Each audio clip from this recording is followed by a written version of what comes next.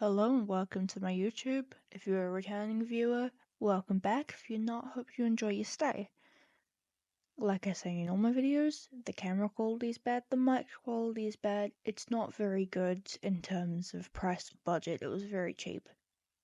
But it's all I have. Once I have some more money, I will buy some more expensive stuff. But for now, enjoy the video.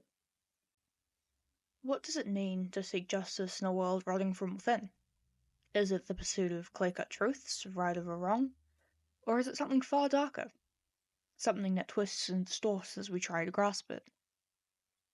Seven explores the darkest corners of human nature, showing how morality, justice, and reality itself can become distorted and change the meaning of things when shaped by violence and obsession.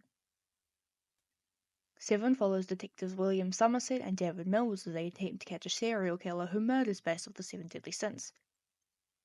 Beneath its visceral horror, Seven forces viewers to confront the power dynamics of truth and morality, as well as the thin, often blurred line separating justice from vengeance.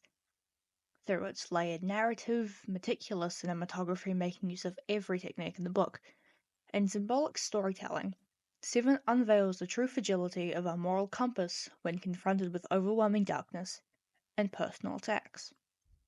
The title Seven itself already serves as an introduction to the film's focus on moral judgment. Each murder committed is based off one of the seven deadly sins, a concept rooted in medieval religious morality. By turning these abstract sins only represented in words into real-world, graphic events, John Doe, the film's antagonist and the serial killer that commits these seven heinous acts, forces Somerset and Mills, and by extension, the audience, to confront the ease in which wrongdoings, or sins in this case, can be ignored until they manifest violently. Somerset, the wary, retiring detective, embodies skepticism and caution. Throughout the movie, he questions whether any sense of morality remains in this bleak world. In contrast, Mill's youthful idealism and conviction clash with Somerset's pessimism, creating a tension that drives much of the narrative, enhancing the viewer's experience. Throughout Seven, our perception of the city is intentionally manipulated via casting the city in a perpetual oppressive darkness that serves to create a harsh atmosphere. Shadows obscure details and the rain blows clarity, mirroring how reality can become clouded and subjective when confronted with John Doe's disturbing logic. The detective's conflicting views of justice represent the film's main idea. Does moral integrity lie in patience and restraint, or in action, even if that action bends ethical lines? John Doe's character wields language as both a weapon and a shield, with his narrative being carefully crafted to fit his murders. This elevates him from killer to self-styled moral arbiter. His cryptic, grandiose justifications serve purely to manipulate others. This presents him as a self-appointed judge in a world he sees morally bankrupt, though everyone else views him that same way. Through John Doe's interactions with Somerset and Mills, the film explores how language can distort what is real, turning acts of corrupt violence into symbols intended to expose humanity's flaws. The choice to reveal John Doe near the end of the film amplifies his power. Up until this point, John Doe only exists through his cryptic clues left behind at his brutal crime scenes, giving him an almost mythic quality. By withholding the killer's physical form, Seven represents how societal evils are often hidden or obscured, allowing them to fester until they manifest destructively.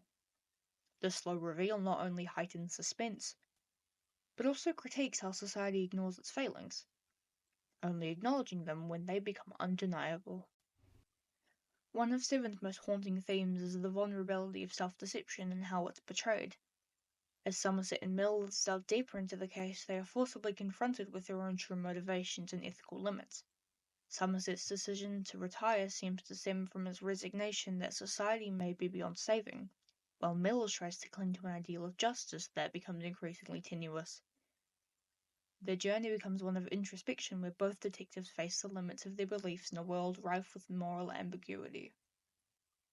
In the film's peak during the box scene, John Doe completely shatters Mill's remaining illusions of justice and order. This scene, a representation of internal conflict, forces Mills to finally confront the futility of vengeance and face his own susceptibility to rage and despair.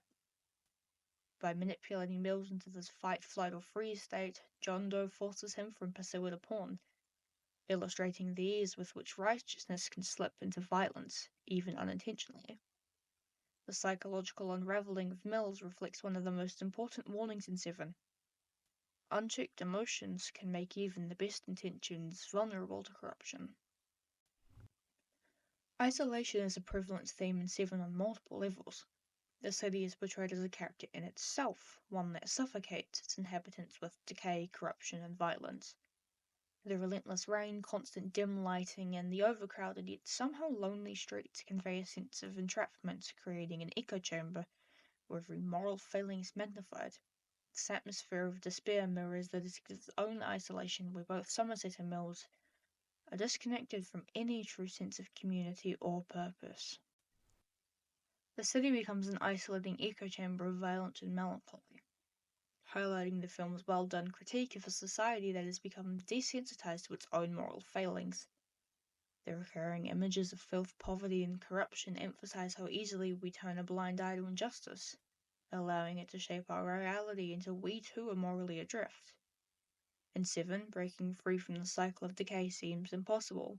The only response, as Somerset grapples with, may be to look away, or as Mills does, to embrace despair. As Seven reaches its brutal conclusion, the film leaves us with many, many questions.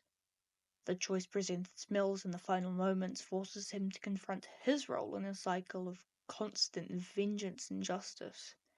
By giving Mills the power to choose between restraint and retribution, it shows the devastating consequences of moral absolutism.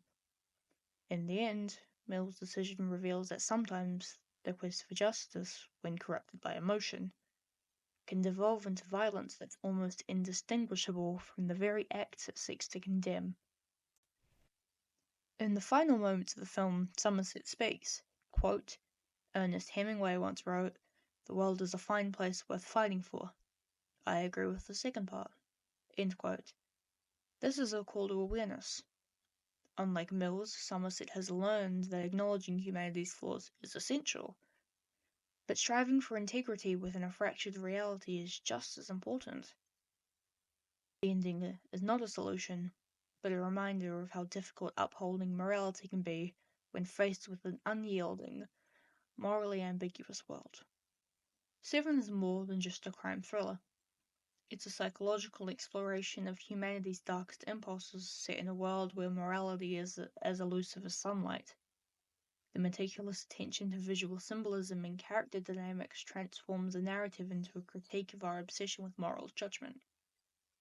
By portraying language as a manipulative force and morality as fluid, Seven forces viewers to question the narratives that define right and wrong, justice and vengeance. In Seven, morality is not simply defined by actions, but the intentions and the hidden vulnerabilities within us all.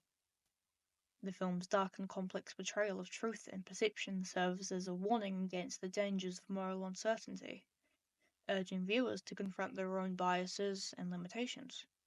Ultimately, Seven suggests that justice is not a simple binary, but a fragile construct susceptible to the corrupting influence of our darkest fears and desires.